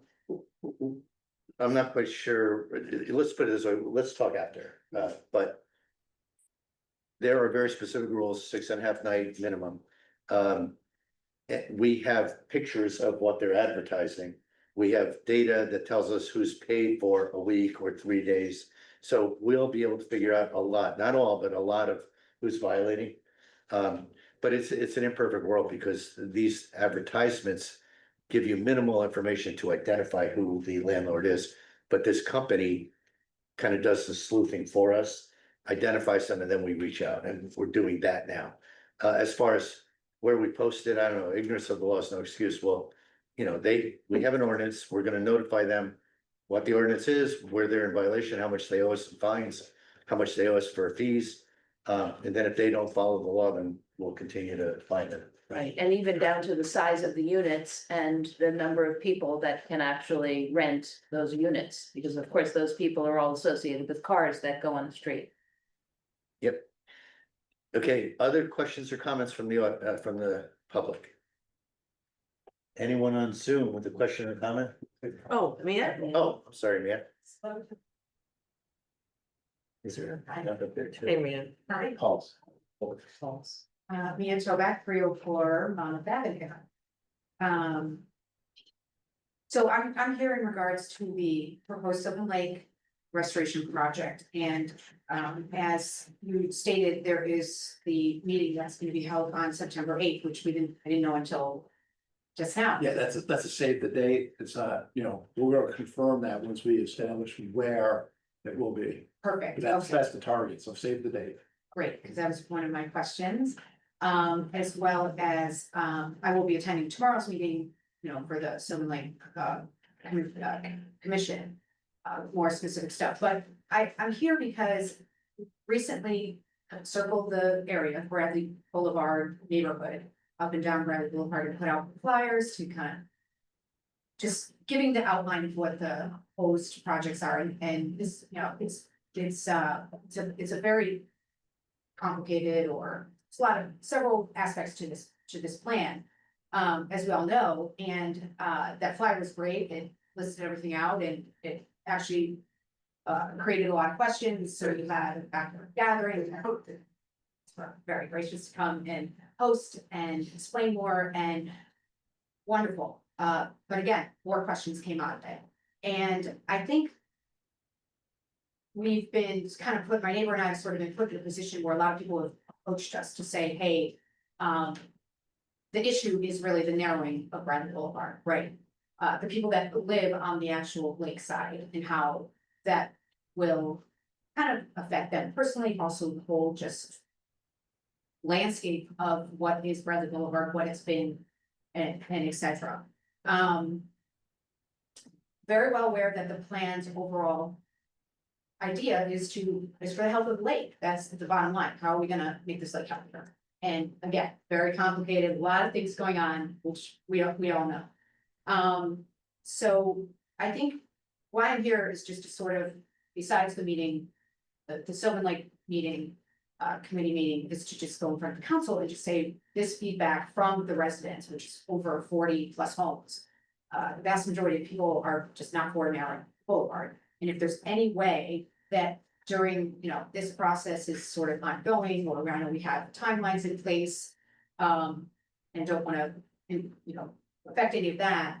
But if there's any opportunity for us to make sure that this is a last resort, or if there's any further talks about narrowing the boulevard, any other alternatives that maybe have been explored or ruled out, things have been expressed to be shared, whether it's at this September meeting or tomorrow's meeting, or so it's really not necessarily a question, because that was my question, to say when can we come forth with those questions, more details, because it's a lot of information, a lot of things that are spinning around, and people have expressed just questions, basically.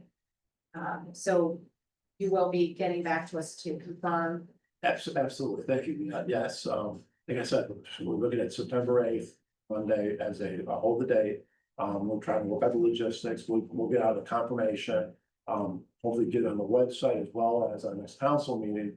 I'll be able to say that it's happening as well. But we'll get that information out as soon as we secure which facility and the time, what, between what hours. And it's probably gonna be, in the evening, probably about 6 to 8, but we need to confirm all that, like where. And so we're gonna talk about that at the Lake Commission meeting tomorrow. And then we also have a technical advisory committee that is the consultants, and so they all have to get together, or getting together on Friday. Just so we can coordinate all this stuff that has to be put together to bring it to the public. So that's all, like, we're trying to push hard to get as much information to the residents as fast as we can. Right, because that's another part of it, is getting it to the residents so that we can, address the questions, and for what it's worth, the people that are on that boulevard that maybe have some input on how that road is, how it's used, the function of it. I know there's studies out there and so forth, but there's other aspects of just hearing the people and the residents and how we experience it. So we appreciate that. We appreciate everything that's been done for this committee, fast tracked in the last, since you guys have been rolling here. I mean, it's been a lot of progress, so that's well noted and appreciated. Thank you. Thank you guys. Thank you. Man. Okay, no other hands in the room. On Zoom, we have Mr. Nishamkin. Paul, can you hear me? Yes, I can. Thank you. Paul Nishamkin, 411.5 Lorraine Avenue. First of all, I want to thank the mayor and the council for joining us on last Saturday for the dedication of the Brinley Fire sign.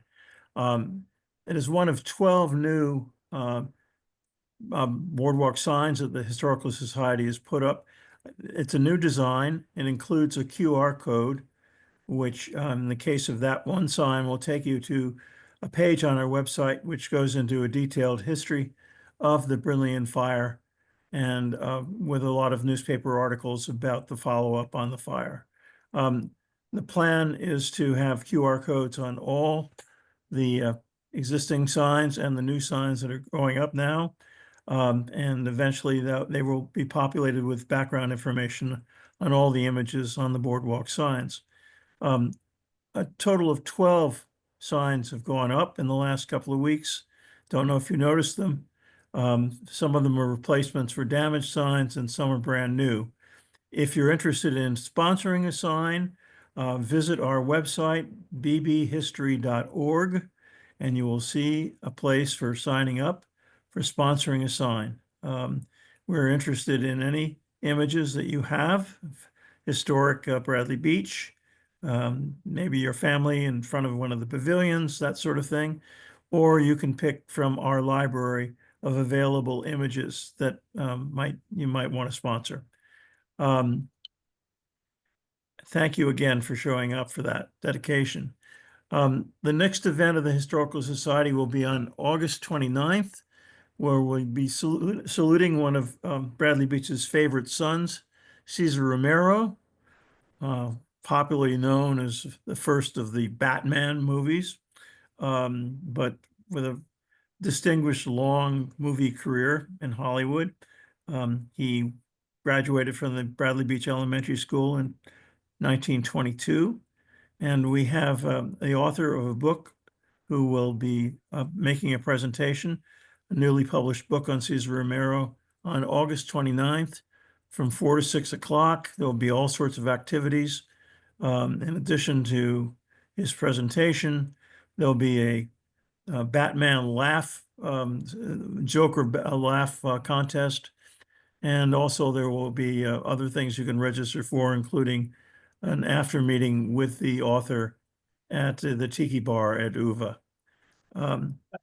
Just the first in a series of events the Historical Society hopes to have almost monthly through the end of the year.